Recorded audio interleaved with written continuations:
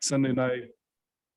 Yes, recording in progress. Sunday night, the 22nd, 6:03 p.m. We're ready to rock and roll class 6.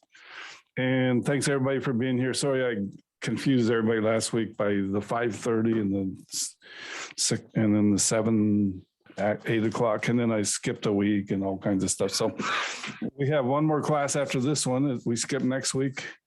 And then we do the following week, which I think is June 5th. So welcome aboard. And we're going to start with Mr. Angel. Let me pull up your 990 real quick.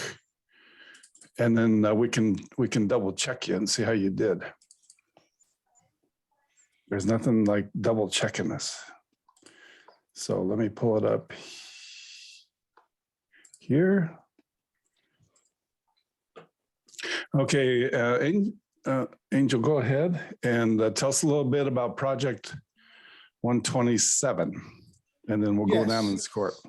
So my heart and my setup goal to give this grant is to a program, a nonprofit organization that not only did they help us through the fostering events and situation that we were going through, all 3 kids, they actually help us also through the adoption.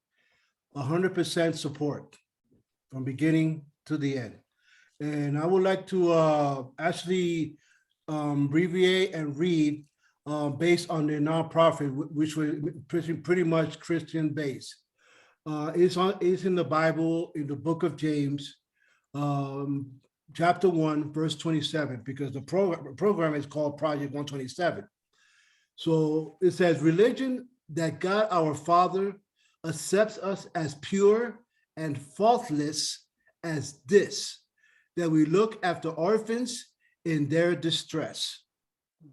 So that's why I believe, and I am fulfilled and determined to give this grant to this project. First, because like I said, they have the 100% support from them from beginning to the end.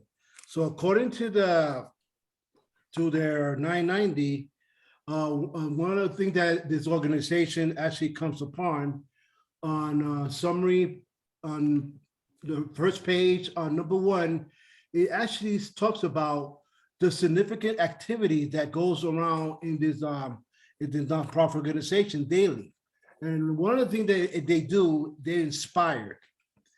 They inspire not only the family, but everyone around it. Like at least once or every 2 months, they gather up churches, the family, the adopted family, and the fostering all together in a park, and we get to know each other. We get to relate with each other, interact, knowing and trying to help them and let them know, hey, like by hitting me on the shoulder, hey, I got you, I support you, I love you. Besides that, Jesus loves you, we love you too, and we want you to know that we have your back, that you have our support. Another thing they do is recruit. Every Thursday they had a program and actually give us training in order to understand what is fostering and actually understand what is adoption and all the resource that come with it. So like the resource churches and family to serve the children in foster care. And one thing I also wanted to read is that this nonprofit organization is a place where deep faith and also have a huge vision that comes together to fulfill through Christian responsibility to care for kids in foster care. So that pretty much what really give me that highlight and give me that positive perspective to actually give 100% my support in actually making sure that these people, not only that they will help us, but to help other family as well. Every kid in this world needs, when it comes to foster, they need a home. They need a place that has a heart, a place that has love. and just to have that little seed of hope of knowing that they're gonna be fine, they're gonna be okay, that they're not gonna be left alone. So this organization actually proves it, because even when we were in court, they were there. When we were in the park, they were there. When we had moments that we had altercation with their biological parents trying to fight it over, they were there from beginning to the end. And I, like I said, I'm 100% determined to support them in every way that we can. They also supplied us with first aid. They had first aid training. They had they had all these kind of different kinds of workshop to make sure that we were prepped, we were prepared in every situation, any situation that the kid will occur, what happens with them. Because by far, first of all, they're now our biological kids. We need to understand their behavior. So they will give us class accordingly to their behavior and accordingly to what they need. Like our kids, our two little ones, they both have HDHD. So they actually gave us the resources and connection to make sure that we go to the right doctors, get the right medication, and all the types of things that they actually needed, like therapists, psychiatrists, and whatnot, to make sure they were well prepared and taken care of throughout our journey in fosterhood. Awesome. Really nice stuff. Yeah. Let's go I was through. really glad and- that they scored well too, because they are so close to your heart. It was really great. Yes. Well, we have to still score them, Beth. You're a little jumpy on us here. I happened to get to see the score sheet, Dan. I am Yeah. confident on the scoring. All right, well, let's get started on the scoring. And if you can see on the screen there, we have line 9 and we divide it by line 12. And Elena, can you tell me what the number is that you get when you do that? What? The number when you divide the line 9 by line 12. Yes. He's making you do math, friend. 9. I don't have my calculator. Okay, Ali. Don't freak out. There's those calculator. There you go. Wait, hold on 1 minute. This phone's Okay, everybody get their calculator because I'm calling on calculators tonight. We're calculating, baby. We're not just giving easy scores like Beth does. Or Veronica, they both they're way too easy. It's actually different. Of course. Yeah, I put them. Okay. Okay, I got 0. So she got 12%. 12%, which is added 12%. automatically 3 points. Nice job. So we got off to a good start with a good hit on the baseball score. And that's good. And let's go down the sheet here. And everything you said about them is briefly described here.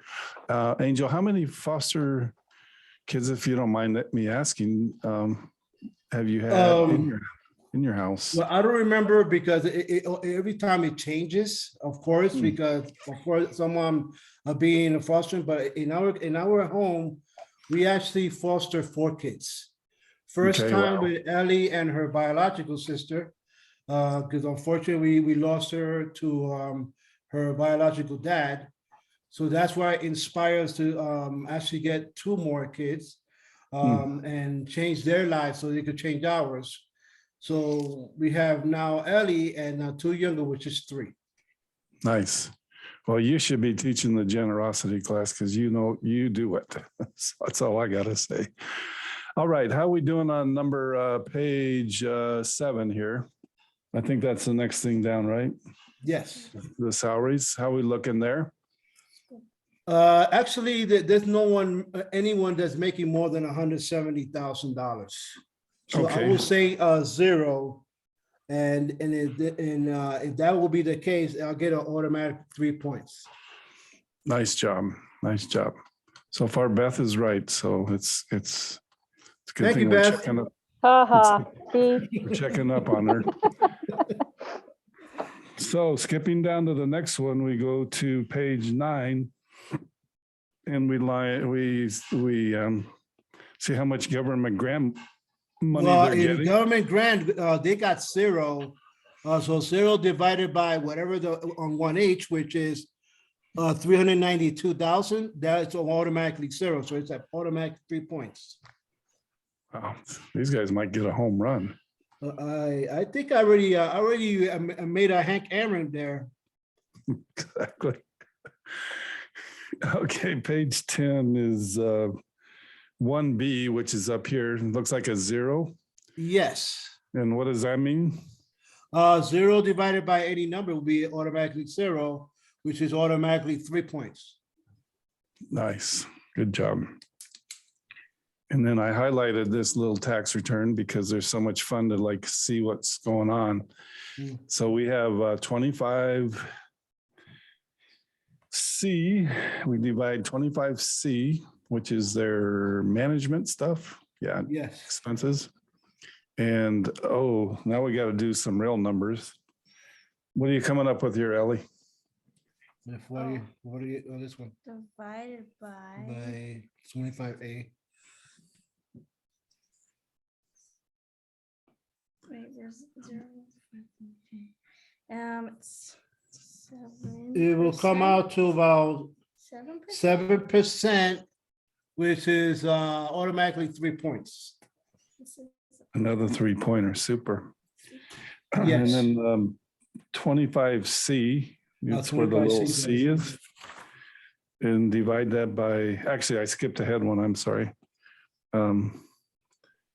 But 25C divided by 25A is, 7%. It's a 7% on that one, which is 25C divided by 25A.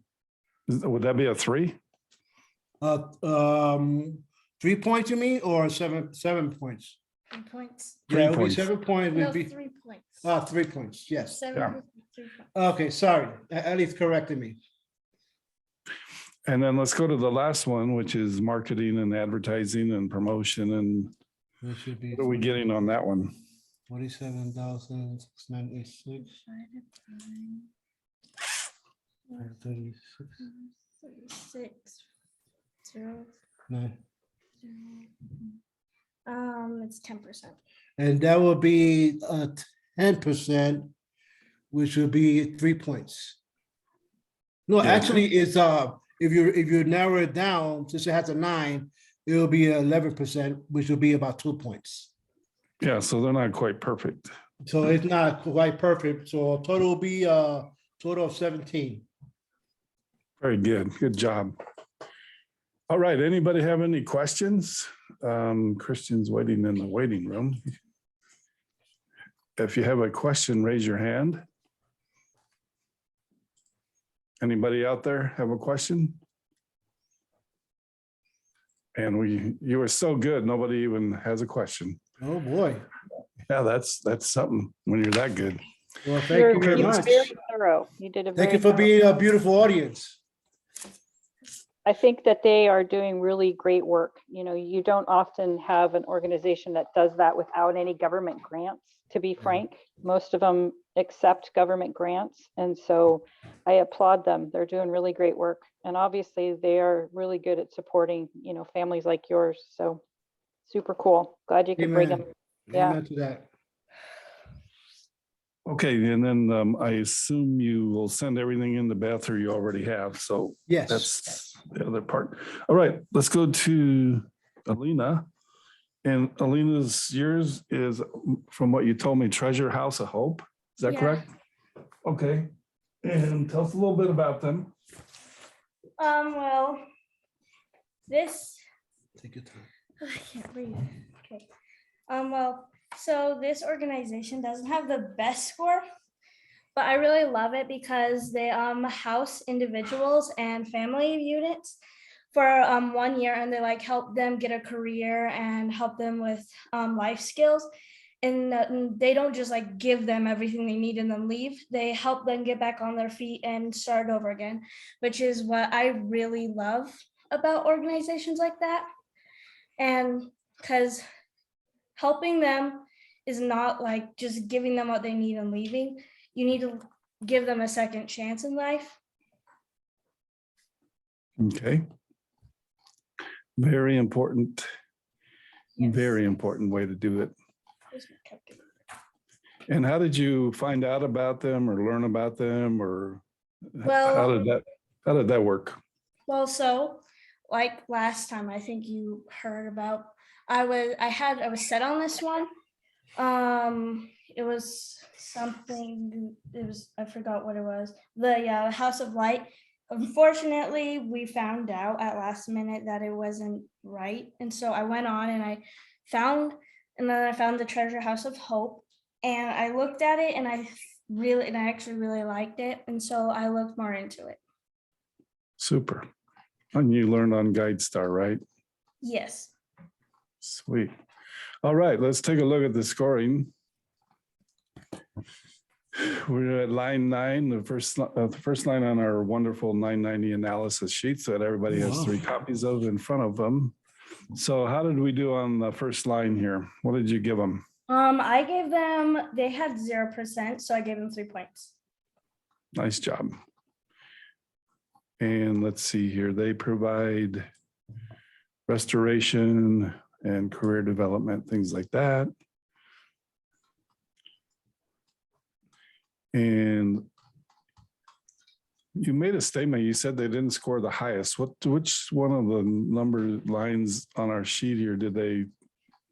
This is the one that always messed me up. It was page 10, divide line 25C by 25A. That was the one that always got me. Let's go take a look at that. So we're on page 10 coming up. They got a 3 on the fourth one down. So 25C, you said? Yeah, 25C divided by 25A. Oh, okay, because it's pretty high. Yeah. Now, why do you think that is? Because they have a lot of expenses. Yeah, expenses. Okay, yeah, it's probably a pretty extensive, it has a lot of, Expensive office expenses. Yeah. because they're housing and they probably have staff that help and all kinds of stuff. So they're probably a little bit capital intensive. And so it's probably not the worst thing. They are high. What is it on our sheet here? Is it a 1-pointer? Yeah, I give them 1 point. Okay. So that's a little bit of the reason. And so when you turn it in, you might want to, explain that. So the people that take a look at this at the GU level know that you saw it and you're aware of it. Is there any other column that they lost some points in? No, all of the rest of them are all 3 points. Okay. And are you going to be able to go down and see them or do anything for them? Hopefully, because I have a lot. Well, hopefully during the summer, because this is my last week of school, so hopefully we can make an arrangement to see them. Okay.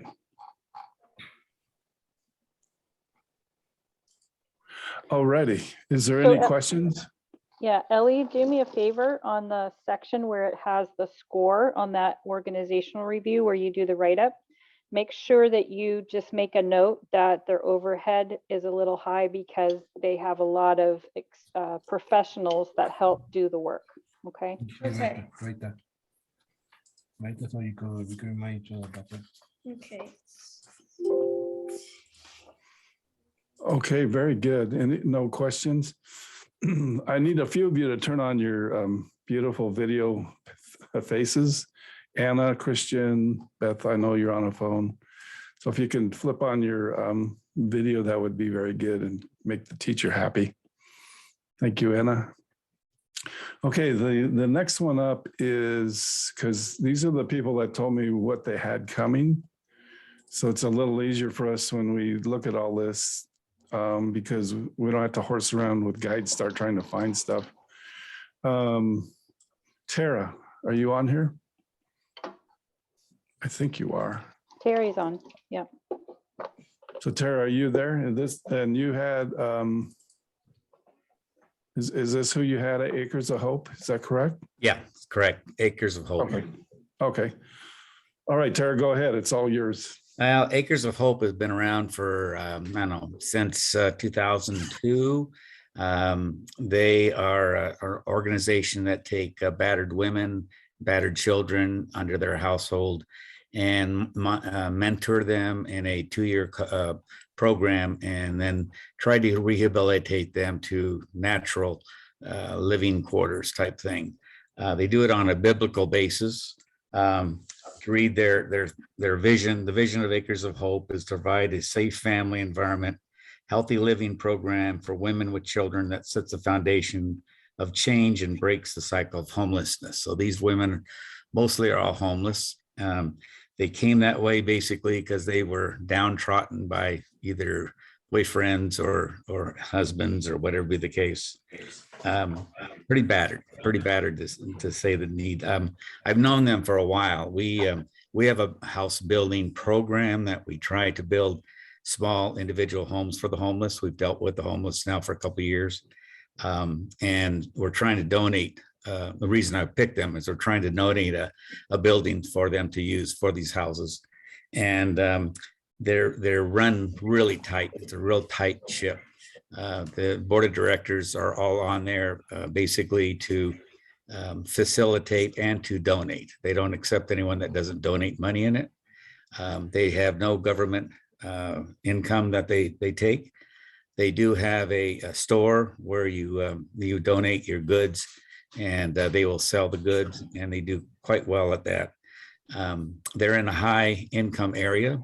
And so with the people that are leaving California, they're getting a lot of very fine clothing and furniture and stuff like that. And they sell it for a reasonable price. So they have a 98% success ratio. And so it's quite nice to see the people when they go in and when they come back out. They're Christian based, and they have their values, unique purpose that God has placed for every person. We value healthy relationships with God, self, and others. We value relationships that provide mutual support and accountability without judgment. We value a safe environment that promotes personal integrity and growth for all stages of life. So not only do the mothers come out of this thing feeling better about themselves, but so do the children. And like I say, they have a very high success rate on their program. I think they did about $1.2 million in revenue. The gross receipts were 2.4 million, and they have assets at 2,700,000. So they have a very active board made up of very successful entrepreneur type people. And so they're very, very good to work with. The one lady that runs it, she makes, I think it's $100,000 a year now. And that was a bump when she used to make 80,000. And so they're dear and near to my heart, because I've seen the people that go in there from the homeless camps, and I see them when they come out, and it's quite an ordeal that they go through. The ladies that monitor them stay with them for a 2-year process. And so, it's not a fly-by-night type organization. On your 990, I don't have pages 7 and 8. So you may want to double check it. It skips from 6 to 9 here on this one. Huh. But anyway, I'm assuming you're correct. There's just one person with that kind of income. Okay. Yeah, I got 3s on everything. They came out with an 18. 18. Okay. Yeah. Superb. So Terry, were you surprised that they scored well? No, not at all. No, I've known them. I've been disappointed had they not scored well. Yeah, I'm glad they proved worthy. Oh, yeah. All the time that you've been a part of that. That's Yeah, great. yeah, we're trying very hard to get involved with them. They're very close-knit group. They don't allow just anybody in there just because of the situation. And so we've been working about 2 years now to be able to get in there and donate one of our homes. And I know that relationship, to trust men again often Yeah. is a difficult hurdle, to Yeah. overcome. And but one worth persevering, you know, so that women can see that there are men of valor and Right. of quality Yeah, that can be trusted. So I hope that turns out at some point. Good. thank Nice you. job. Okay, I think what we'll do is we'll do the PowerPoint, and Veronica's gonna like lead the way on that. And then we'll try to do a couple at the end. Let me make sure I did you guys get a roll, Veronica, or do you need me to? No, we got it. You got it? Okay. So tonight we're going to learn a little bit about financial responsibility, right? So Veronica's going to get us shaped up and out of debt and all that good stuff. All right, guys, it's class 6. And so we're going to go ahead and do freeing up resources. It's actually a really good information. I mean, I really enjoyed it when I took this class about 6 years ago. To me, it was something that everyone should really look at their finances, look at trying to get themselves out of debt. You know, I finally got into a position where I'm actually debt free, and I just have my mortgage. But it allows you to be more generous, you know, when you are, you have that ability. But let me go ahead and share my slides.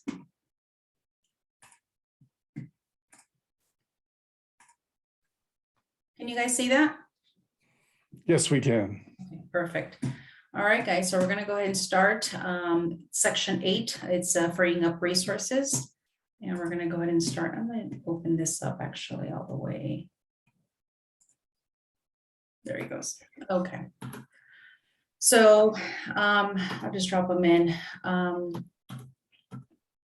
So it's a penny saved. A penny saved is a penny earned. Has everyone heard this? Do you know what it means? Anyone? Class participation, please. To save money, obviously, I think. So not spending money is just as valuable as earning it and spending it. Being a good steward of your money. Exactly. So remember, this this pencil is for you guys to fill in the blanks on your worksheet. So a penny saved is 2 pennies earned. Does anyone know why?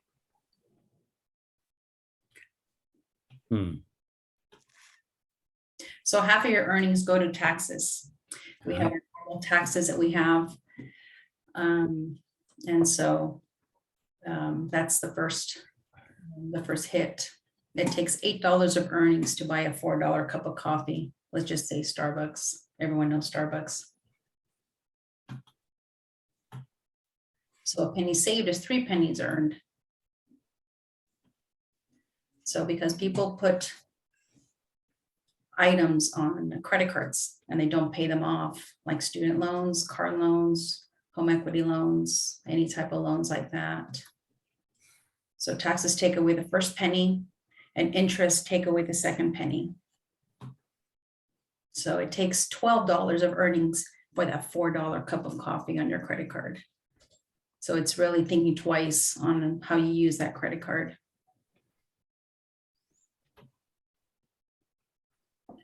So perspectives on personal finances. If I have money in my checking account, I'm good. If I have available credit in my credit card, I'm good. Discuss the consequences of living life with minimal focus on finances. And so I think one thing that happens is you're not paying attention before you know it, you're in a big hole.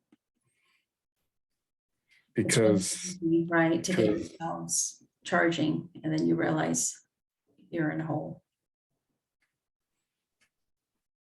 and I think a lot of that happens once you start getting credit cards. Amen. Because you're young and don't have credit cards, and then all of a sudden you got 8 of them if you want them, and that's when you start getting in trouble. Right. So starting to think about our finances. So think of each purchase as costing you double or even triple. So you will have to reduce your other spending in order to start paying off the debt. And this is where it starts getting, where people start getting strapped. Cut up most of the credit cards. If you have one as necessary, that for an emergency, but when you have, like Dan says, when you have, 5, 6, 7, some people even have 10. So debt elimination. So consider the following situations. So we're going to kind of go over like an example of credit cards. Most of the credit cards are usually over 20% interest. This example is showing you 24% interest, $10,000 balance with a 3% minimum payment. What would the minimum payment be? For those of you good in math, we're going to go over the answers, but just kind of give us some thought here. At $300? Mhm. Would you also say what age is somebody with this kind of number, $10,000 balance? Any ideas? Jameson, Lincoln, do you guys have any thoughts? Kylie? About Probably what not age too would old, right? would a person be with this kind of number? I would say not too old, but I'm not entirely sure. Okay, I feel like that's probably like a fairly standard number for like people who, if you're getting a car. I'm not really sure exactly because I've never bought a car before, but that's probably, any car owner, right? that'll knock it up, that's for sure. Probably around 30, 35, maybe. But that's a good answer on the car. I didn't think about it that way. Well, I But, think college credit cards too. I mean, you try to fund everything or have, family support, but you still got expenses with college that are, creep up on you and, can be unexpected. Right, books, it can be, yeah. Yeah, Yeah, $10,000 is like one semester, or maybe not even that. yeah. All right, so we're gonna go over to 3. If you always pay only the minimum payment, how long do you think it would take to pay it off? Never. Right, and then 4, if you reduce your spending by $200 a month, which is $7 per day, and instead of paying the minimum $300, adding the $200, now you're talking $500 a month. How long do you think it would take you to pay that off? A long time. So let's go over the answers here. So, if you have how many credit cards have a 2% or smaller minimum payment? Number 2, it was the $300. So the number 1, it's if you have a 3% minimum payment on a $10,000 balance, your monthly payment is the $300. So many credit cards have a 2% or smaller minimum payment. So answer number 2, 24% annual interest is 2% per month.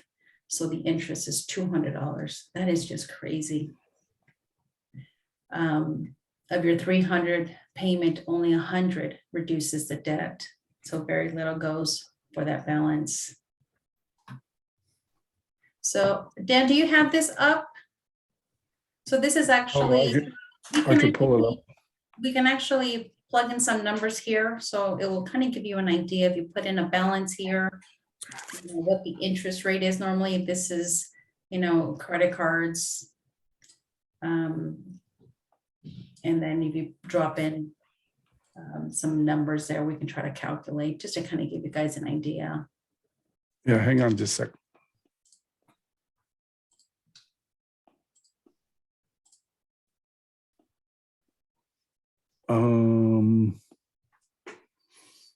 Let me double check it. They may have changed the web address on this one.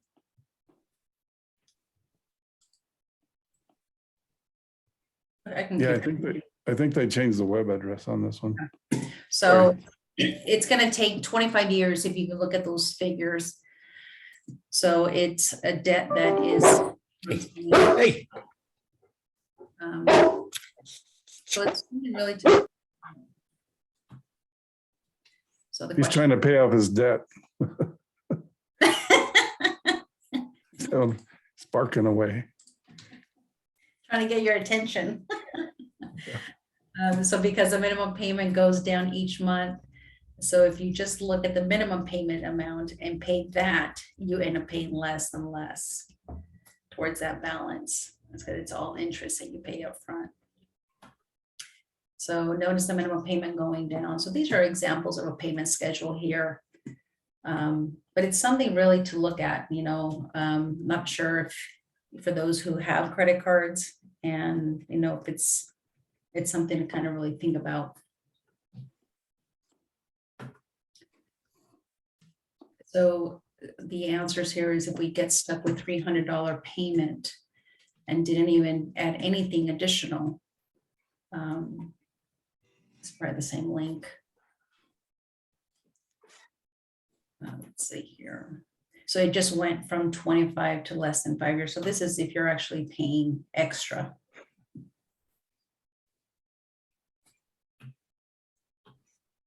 Okay, so number 4. Now we commit to $500 a month, just $200 over the current minimum, right? So this is another example here. So it just, the answer is over 2 years. So it's going, the more you pay towards that, you know, that principal balance, it's going to definitely cut your years. So debt elimination. So what if you pay $500 a month on your credit card, but continue to spend $300 a month on that same card? So you're using it and it's just, you never pay it off. So this is another example here, the $10,000, the $500 payment, the interest, and then if you continue to spend it. So if you have debt with multiple credit cards, one is the interest rates are pretty close to each other. Apply all extra money on the account with the lowest balance. So this is a great, this is more of the Dave Ramsey kind of examples. I took that course, the Financial Peace University, a few years back, and I really was moved by trying to get myself out of debt. So I really use this examples, these examples here, you know, of starting from the smallest and working your way up, and do it with intensity. You know, you come up with a plan, and it's the best, you know, it takes that extra worry, stress that we don't need. So, so if we put the extra money on the account with the lowest balance, then the one is paid off. Apply all the extra money onto the next account. So number 2 here is if one or two if 2 cards have a much higher interest rate, pay those off first, then go back to 1. So it's just giving you an example here of how to tackle this debt. So here's a scripture to consider. Whoever loves pleasure will become poor. Whoever loves wine and olive oil will never be rich. So the plans of the diligent leads surely to abundance, but everyone who is hasty comes only to poverty. And this is scripture here. So question is, why are Americans in so much debt? It's a question here. So the American culture is materialism. The term materialism has much different meaning depending on the context. In the context, we are talking about the desire of material possessions. And so, you know, there's always, you know, keeping up with the Joneses, they always say. But it's really looking at, do we need it? Is it a need or is it a want? So we buy because we want, with no concern for the impact. Okay, so somebody give me an example of this. Anybody? Like buying an Audi instead of a Honda. Okay, so there's the car. $20,000 more. Excellent, So excellent. there's a car thing. Okay, that's good. Right. And why is Audi better than, is one car better than the other? Well, you will consider the Audi more luxurious, faster, and like leather seats. Oh, yeah. And That's what I'm Yeah. stares at you like, ooh, she's in the Audi. oh, so you're kind of cool that way, right? Yeah. Okay, what about something else out there? And believe me, there's lots of examples. Spending money for the holidays on everybody. When you don't have it, you shouldn't do it. Okay, so the holiday, showing off the holiday trimmings and all that. That's That's a true. good one. Yeah. That's true. Because you max out your credit cards. Like you said, if you don't have it, don't spend it. Yeah, Exactly. great example. Okay, what about, who's got some hobbies out there? Ashlyn, what's your hobby? I mean, my hobbies are generally don't cost very much money. Like I like hiking and stuff, but at my age, Okay, a lot of my hold on. friends in Hold on hiking. Can hiking like get out of control? I mean, I guess it could with equipment and stuff like that. Exactly. Like how could hiking get out of control? I mean, there's always like the top hiking shoe that you could get, Okay, stuff like that. exactly. Like you could climb Mount Everest and that's like, $100,000, not Yeah. $10. All right, Terry, what is your hobby? What's your habit? My habit used to be golf. Golf was an expensive habit. Okay. So yeah, you can spend a few dollars when you go to play golf. That is Dan's hobby, by the way. Oh, it is. Yes. Well, that's not- I'll caddy for you, Dan. There you go. See, Beth's always picking on my hobbies. Oh, Okay, my then- hobby is shoe collecting, so it can be kind of outrageous there. Well, it can Okay. be the latest handbag. It can be the Oh, latest, yes. it can be, for those who follow the trends, what's the latest, outfit? I don't know. I mean. Yeah. Well, I was getting the feeling you're all going to sleep like this doesn't affect you, but it does. And the shoe thing was the lady in the Philippines. The Marco. President's wife Marco. had about 1,000 different shoes. So it can be anything. It can be photography. It can be travel. It can be school. It can be your car. It can be your house. It can be everything. Your pet. And the reason is that's what we want because we want to be cool. That's the bottom line. Even Christian wants to be cool. Christian, what's your hobby? Good question. I have lots of hobbies. That might be the problem. I'm too many.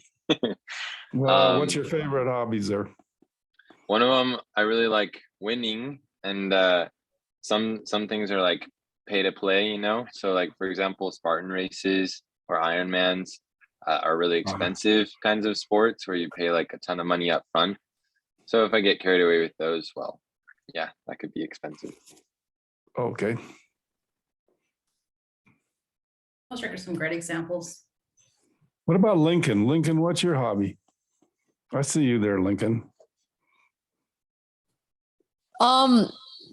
Yep. My hobby is like golf and Legos. Legos are pretty expensive, but Really? How are Legos expensive?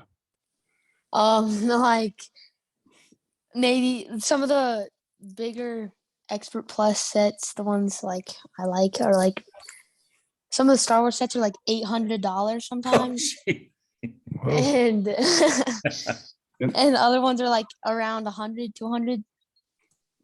And then you like to stay at Legoland Hotel, right? Definitely. Yeah, there you go. That's $400 a night. Okay, I think I woke everybody up. I didn't realize they were that pricey. Oh yeah, everything's pricey. All right, everyone good? All right, so we're moving on. So according to the California psychologist Alan Canner, so feelings of satisfaction and happiness decline among people driven by a need for financial success and fancy possession. Second bullet here is people who buy into values of consumer culture end up starving for close friends, family, or any deeper meaning in their lives. And 3, money and possessions are hollow compensation for doubts about self-worth, worries about life's uncertainties, and especially fears of death.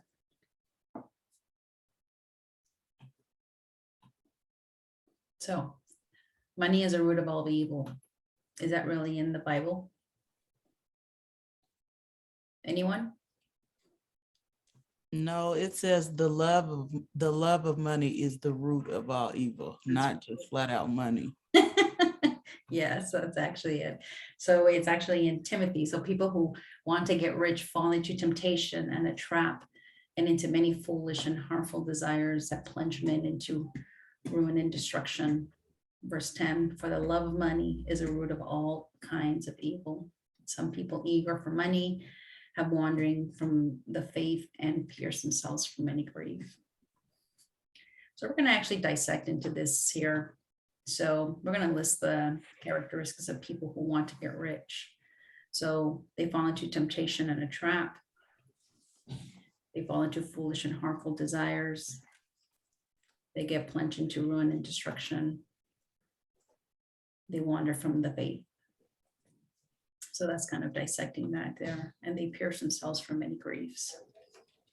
What does that mean? They pierce themselves from many griefs.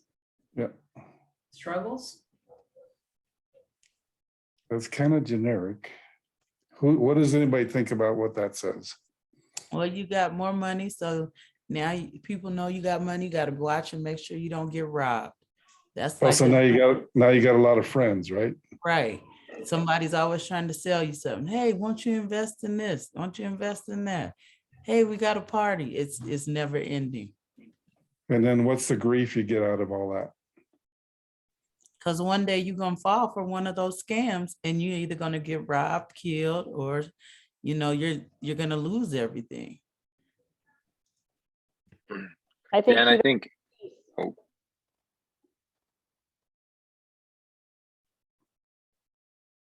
Yeah, go ahead.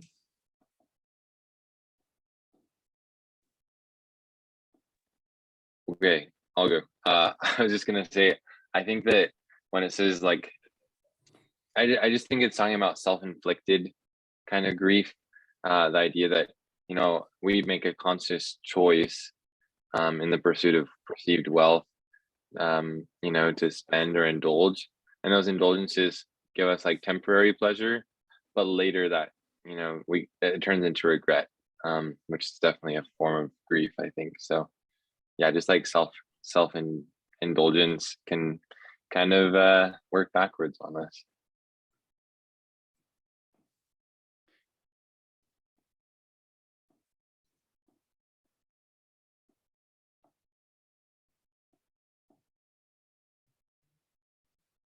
Okay, where did Beth go? She dropped, huh? No, I'm here. I'm sorry, Veronica. Oh, Veronica. She might have, her thing might have dropped. Okay, some self-inflicted things, like if you like to run a lot, what could be a self-infliction you'd get on running? Like if you get carried away, what would be the infliction? Hamstrings. What's that? You say running, I'm guessing, pain like in the legs, knees, joints, hamstrings. If you get carried away with running and you run too often, you get to a point where you start breaking down all the cartilage in your joints. So if you take it too far, you end up hurting yourself rather than helping yourself. Right. So it's like anything good can be abused, almost anything. And it's when it consumes you, traveling would be another one. You might enjoy traveling when you're younger and you can stay at the hostels and, be just fine. But then you get about 10 years older and you got to be in the nice hotel. So it can be anything. That was weird. We had really good answers while you were gone, but. Oh, good. I love it when class participation happens. All right. Let me. So anyway, we were talking about running and traveling and all kinds of things. I think you were on afflictions or something like that. Yeah, let me see if I can try to share the screen again. Oh, can you give me access? Oh, there we go. And I see Kwame's joined the crowd. Kwame, how you doing? Fantastic, man. How are you? Good. You got the best, icon thing up there. Walking over to the car now. All right, can you guys see my screen? Yes, ma'am. Okay. Okay, so let's continue. So can credit cards be used effectively? So for some people, it's no. Do you have the discipline to pay it off every month? And so do you have the discipline to see charges on your card to be just as painful as pulling money out of your wallet? For some people, yes, cashback credit cards can help reduce costs. You can avoid interest and fees. So that would mean you would actually have to pay this off by the end of the month. What do you guys think? I mean, do you guys think can credit cards be used effectively? Yes, because just like one day you only credit to buy a house or a car, actually build up your credit. But if you don't know how to like pay the bills on time or discipline your money, then probably not. Yeah, it's really discipline. Yeah.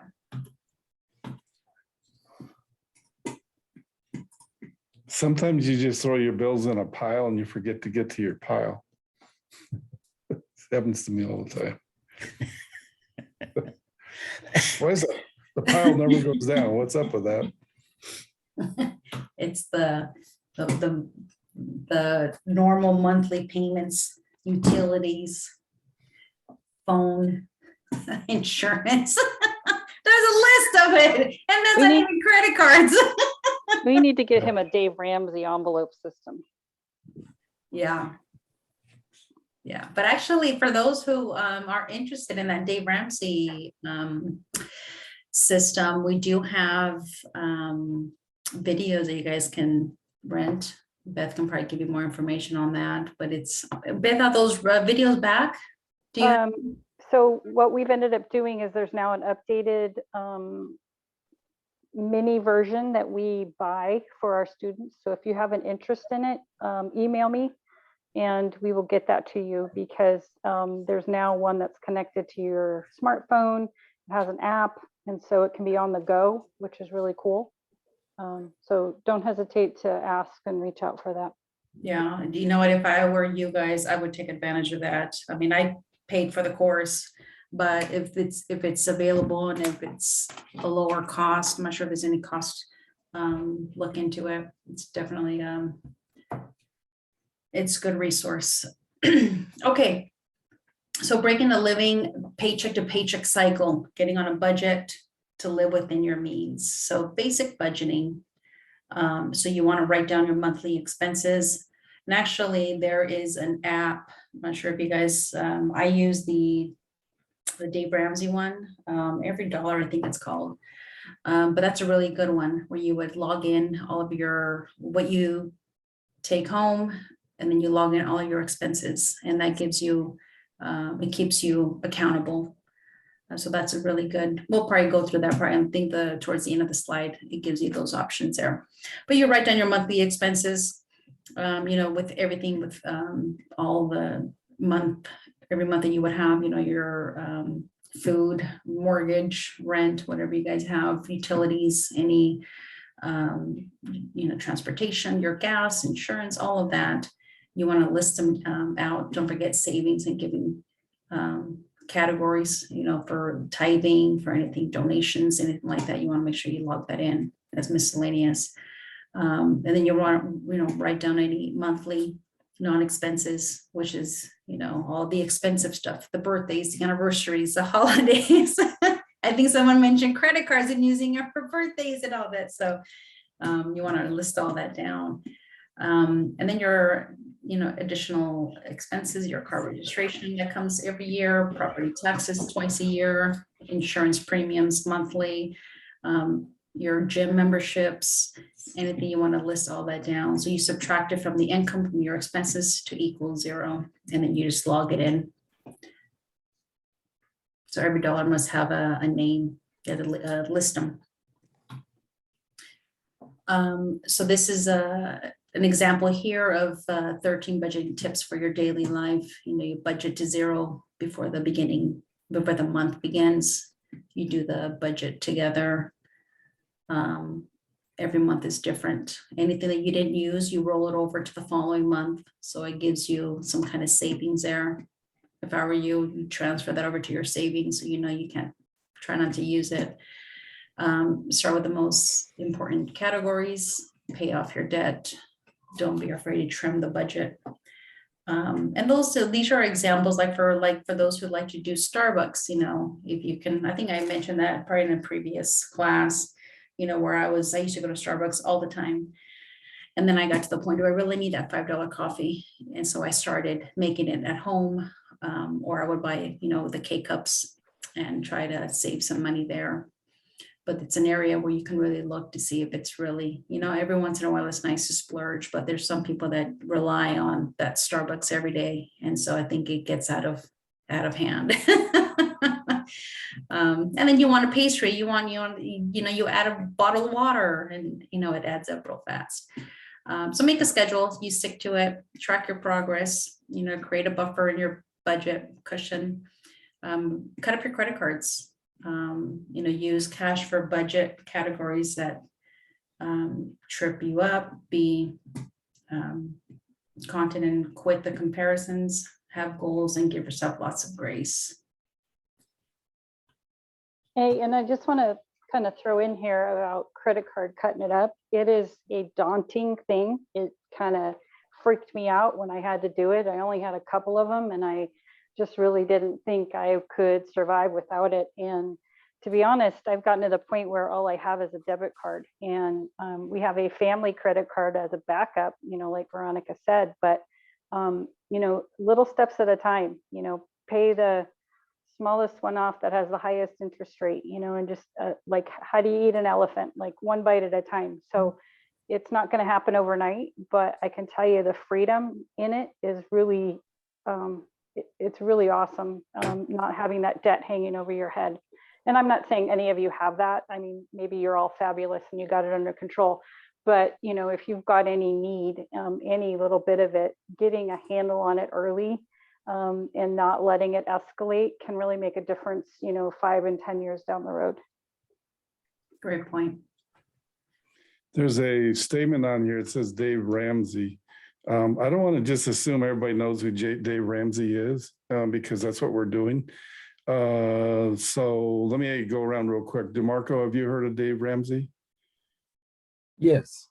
Okay. Elena and Angel, have you heard of Dave Ramsey? No? Okay. Ashlyn, have you? You have? And then Terry, you have? Yeah. Tyler, have you heard of Dave Ramsey? Yes.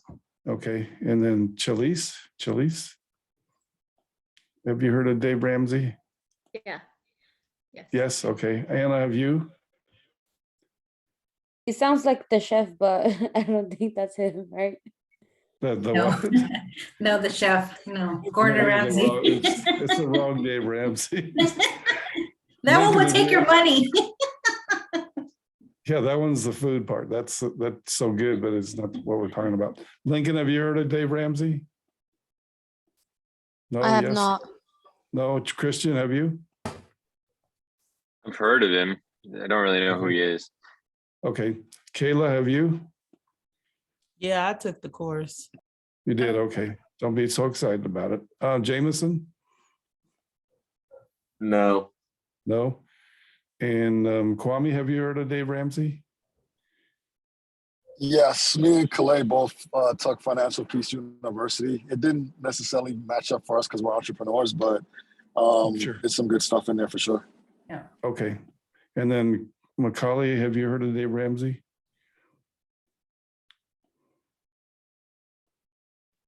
I can't hear you, so I don't know for sure. Okay. So anyway, about 2/3 of us have heard of Dave Ramsey. So I just want to we're going to do a little video. Sorry, yes, I have. Yeah, okay. We'll do a little video clip here and then you guys will know who Dave Ramsey is in like a few minutes here.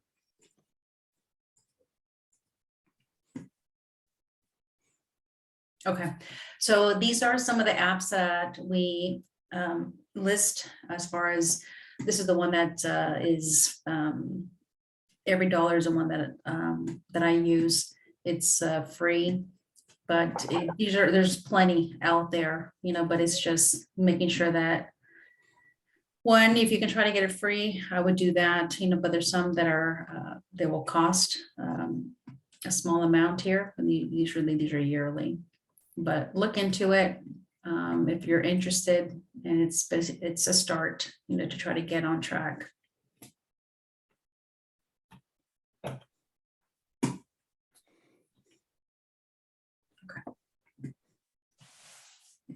All right, so 3 pennies earned, and it says we're not kidding. So month 1, the man gets his credit card bill and decides to pay $35 a month to pay it off. When he pays $35 from his bank, how much did he actually have to earn? So it's 28, he paid 28% on taxes. Well, it's not just 28%, but it's on federal. Then he had state tax. He had Social Security he had to contribute to, and then Medicare. He has to earn $63 for 42%, if 42% goes to taxes. At 18% interest, 15 of the 35 is interest. So $63 earned paid down for $20 in debt. So this is actually, if you really look at this, it's, all the taxes that we have to pay up front. So you really have to think, how much do you really have to make? Once this like $63, 42% goes to taxes, and then the interest rate, and it's a lot if you really look at it this way.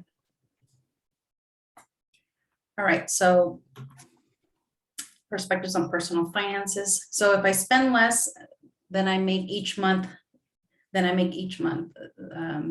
says that I'm good. So how do car salespeople and realtors start with? How big a payment can you afford? Is that the right question? What do you guys think? Usually they ask how, what can you afford? It's really try to, look, do I really need to go at the top amount, amount, whether it's a car, whether it's a house, try to be comfortable, try to go a little bit below, just so that you are not strapped. You have enough cushion should anything come across, an emergency. You guys have that backup. So it's no. The question is, what is the payment for the car I need? Can you go with something less than that top of the line?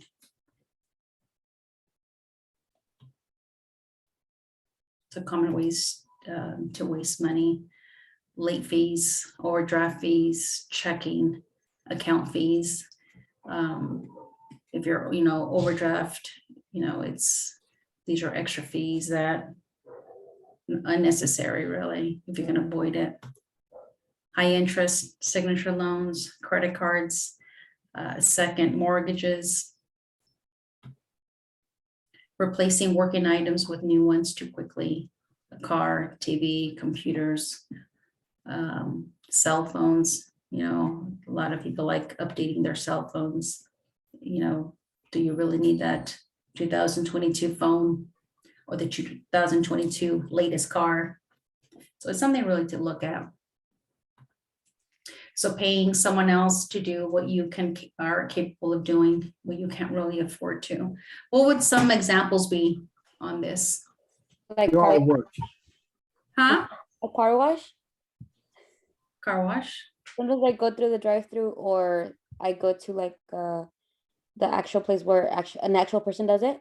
And I'm like, I could do that by myself. I have the vacuum, I have the hose and everything else. And you save $35, right? Yeah. Anyone else? Doing your yard work. A gardener, a housekeeper. Yeah, those are, great examples of, is there, obviously if you can afford it, but it's ways that you can actually cut back. Lottery tickets.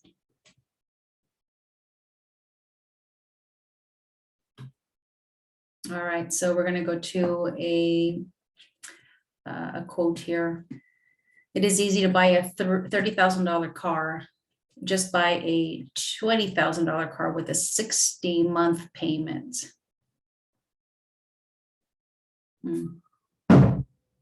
Yikes, fireworks are out here. So the debt reduction loan myth. Suppose you have a $10,000 amount in credit card debt, and 18% due to overspending, $500 a month, and you get a debt reduction loan of $10,000 at 9% plus $100 in fees. How much do you have to reduce your debt? Anyone here? We'll go over the answers, but anyone can take a stab at this?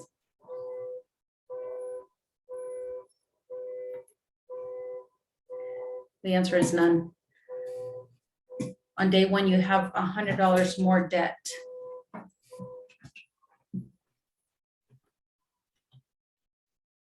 Here's another example. Suppose you have $10,000 in credit card debt at 18% due to overspending, $500 a month, and you get a debt reduction loan of $10,000 at 9% plus $100 in fees. If your required minimum payment is reduced from $200 to $100 a month, what is the impact?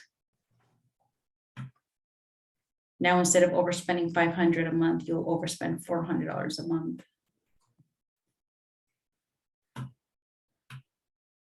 Another example, suppose you have $10,000 in credit card debt, 18% due to overspending, $500 a month, and you get a debt reduction loan of $10,000 at 9% plus 100 in fees.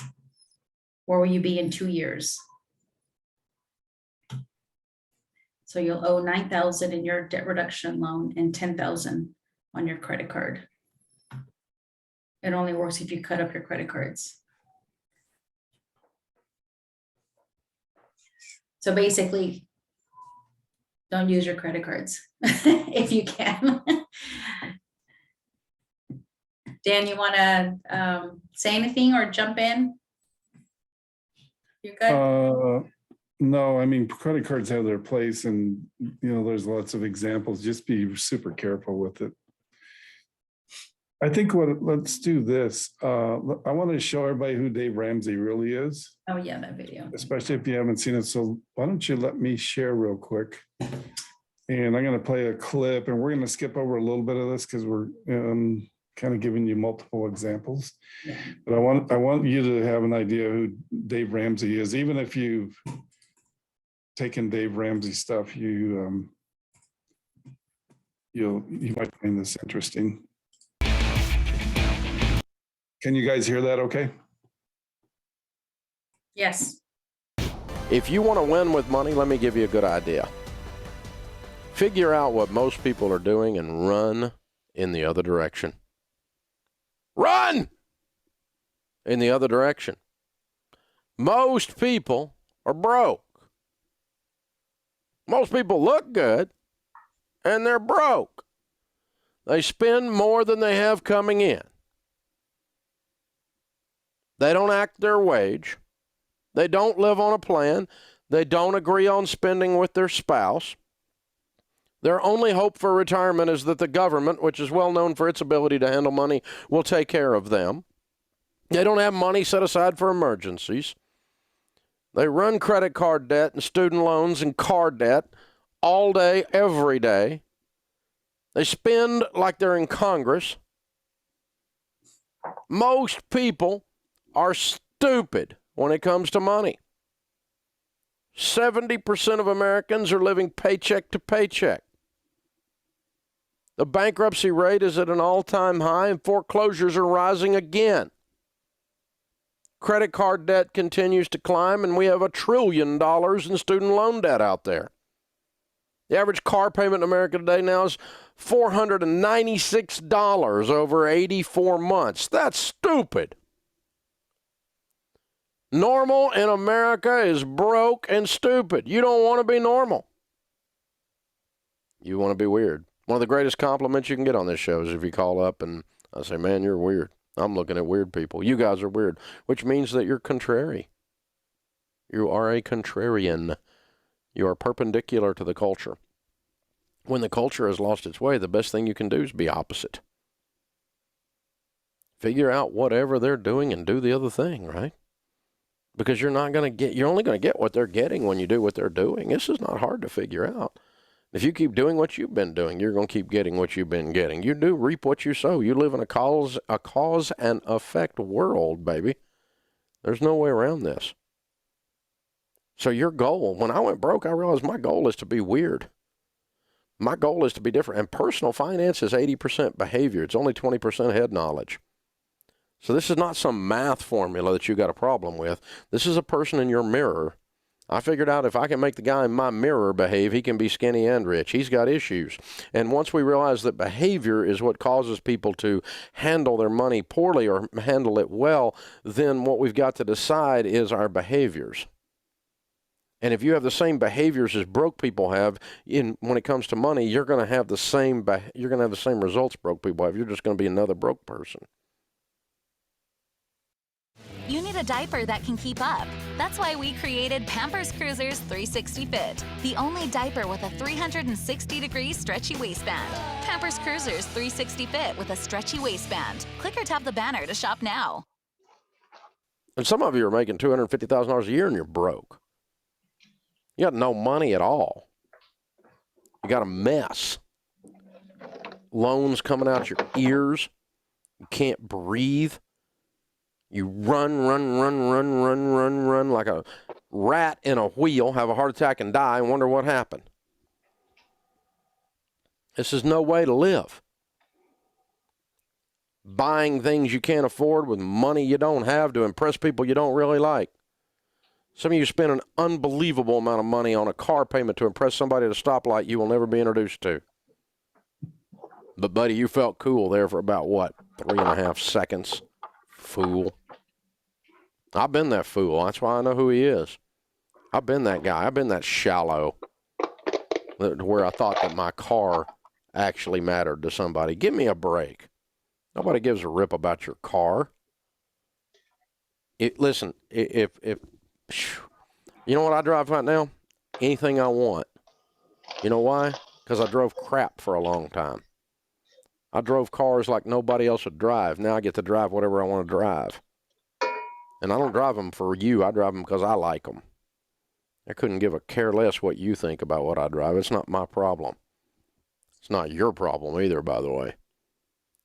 I'm going to enjoy. I'm a boy. I like nice cars. I'm not going to have a nice car with a stupid car payment on it. It's ridiculous.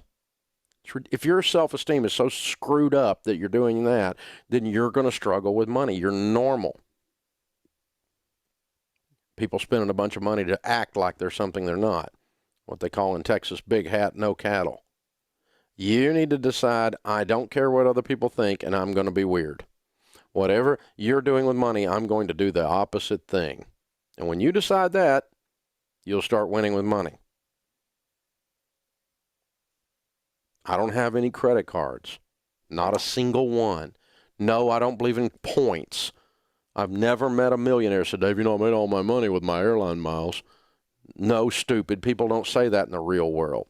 I meet middle-class people who spend everything on a credit card because they're racking up points. Now, figure this math out for me. You get 1% back on your stupid Discover card, right? Have you ever discovered what the math is on that Discover card? That means if you spend $100,000, you get $1,000. Is this a path to wealth anywhere you went to math class? That's just straight up stupid. I mean, in the 6th grade, you should have been able to figure, 3rd grade, you should have been able to figure that one out, that's not going to work. I mean, you run $100,000 through a stupid credit card to get a free airline ticket. Give me a break. With what you overspent, you could have bought 10 airline tickets. And all in the name of, I'm racking up points. You're not beating anybody. They're a multi-billion-dollar company. They've done so many behavior studies on you based on your zip code and your demographic. They know what kind of bottled water you drink, fool. They're tracking you. Every movement you make on the web is being followed with web analytics. They know exactly what you're doing. No, this is not a conspiracy theory. They are better at marketing than you are at living your life, and they're selling you so much crap you're broke. And you're playing their game. You're playing Citibank's game. What's in your wallet? I'll tell you what's in my wallet. Money. That's what's in my wallet. It's not a bunch of stupid plastic. So I'm weird. Dave, you're weird. You're right. I'm not broke. Normal's broke. I don't want to be normal. I engage in weird activities, and so I get weird results, and that's called money. I'm not broke anymore because I do things that broke people don't do. And I don't do things that the broke people do. Why is this hard? You want to be skinny? Find out what skinny people eat. Eat what they eat. You'll be skinny. You want to be fat? Eat what fat people eat. You will be fat. This is not rocket science, people. Figure it out. You want a great marriage? Well, don't ask somebody who's been divorced 6 times. We'll pray for them, but I don't need their marriage advice. They ain't got this thing figured out, baby. I want to find somebody that's winning and emulate them. This is not rocket science. Be weird. That's your goal, darling. Okay, so he does have a opinion, right? So be weird. Be weird. He's the good news is you don't even have to spend any money to listen to him because he's on the radio every day, or he's on YouTube every day. So he's out there.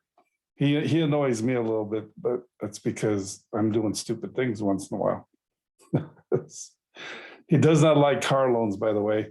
The only thing I kind of disagree a little bit with him is if you have an old car and your repair bills average more than a new car payment, I think it might be a push, and you might as well get the new car. Anyway, that's Dave Ramsey.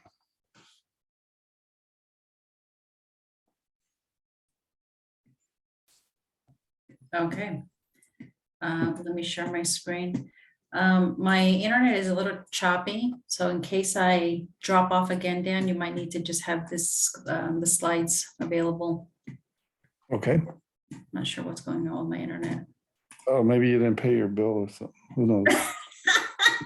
Well, they take my money every month. Your credit card. Let's see.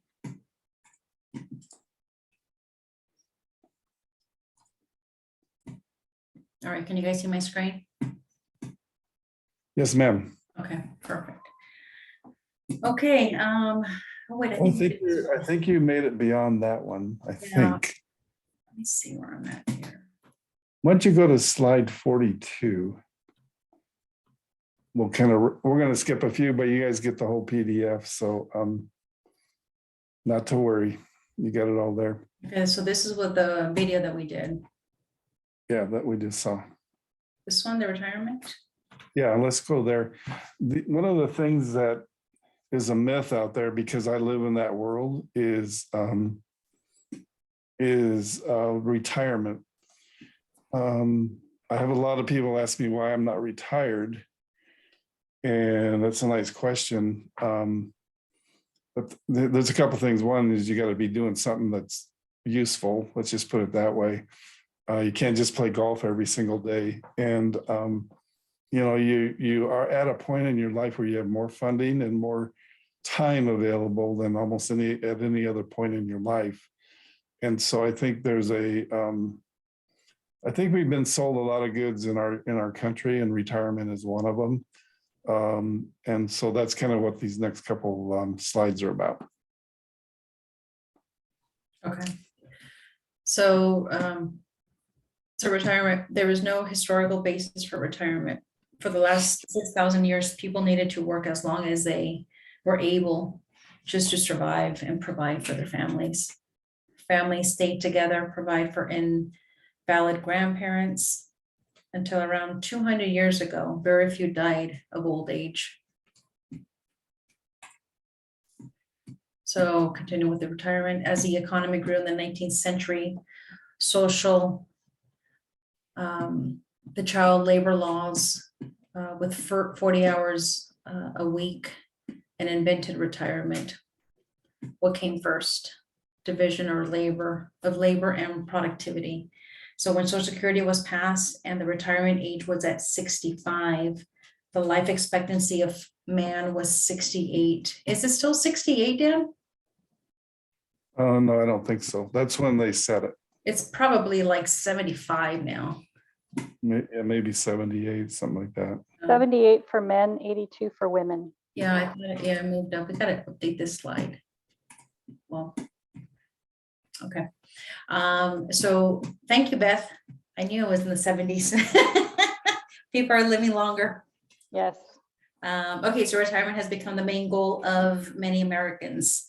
Hold on, let me read this again. They gear their working years towards the day when they can sit around and play golf like Dan. You guys can be friends. They talk about early retirement at 60, 55, and 50. They use websites and calculators to determine how much they need to build up in order to retire. In other words, it's kind of like a religion. To be real honest with you. So retirees were studied for 18 years based on being in one of the four groups: healthy, retired early, healthy, retired after 65, less healthy, retired early, and less healthy, retired at 65. So the healthy group was 11% less likely to die if they waited until 65. And the less healthy group was 9% less likely to die if they waited until after 65. If they waited to retire. They waited to retire. So consider changing your perspective. Forget the notion that you deserve a time in your life when you don't have to do anything. If you enjoy work, plan on working as long as you are able. I have a friend who's actually still working and she's in her mid-70s and she doesn't want to retire. She says, as long as I'm able, I still want to work. And that's very, that's good, because that just shows that she enjoys what she's doing and she enjoys contributing to society. So I love that. If you don't enjoy your work, think about finding something you enjoy.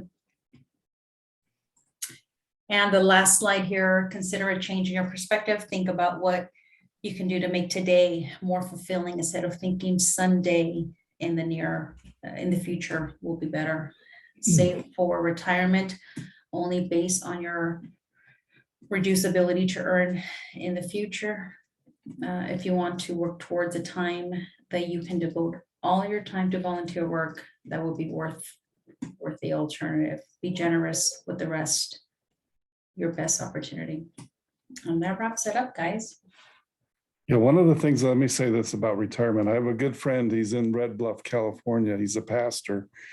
And the education system up there is really jacked up. They're like last in the state of California, and this, that, and the other thing.